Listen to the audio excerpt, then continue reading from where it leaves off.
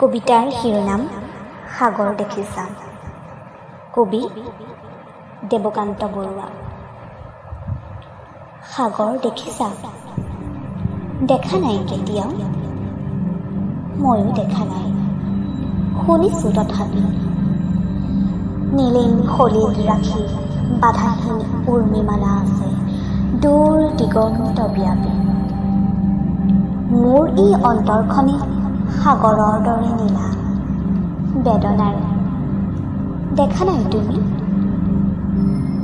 উঠিছে মৰিছে য'ত বাসনাৰ লক্ষ্য ঢৌ তোমাৰ এই স্মৃতি সীমাচনী।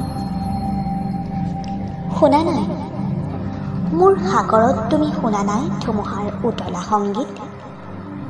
বুজা নাই, অনুভৱো কৰা নাই ফুলনিত বসন্তৰ কোমল ইংগিত? দেখিছাতো ৰামধেনু বাৰিষাৰ আকাশত ডাৱৰৰ পোহৰৰ মোহন গৌৰৱ,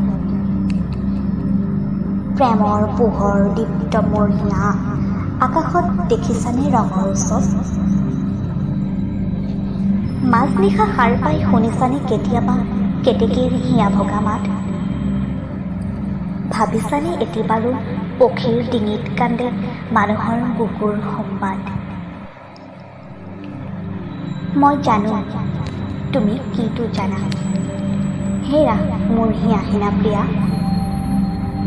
তুমি জানা মাথো তুমি মই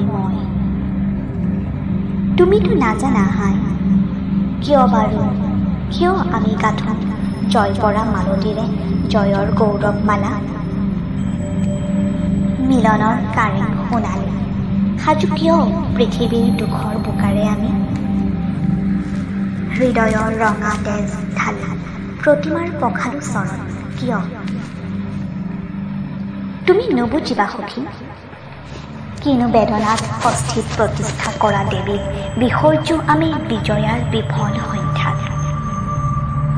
সন্ধিয়া আহিছে নামি থক হেৰা নেলাগে জ্বলাব চাকি।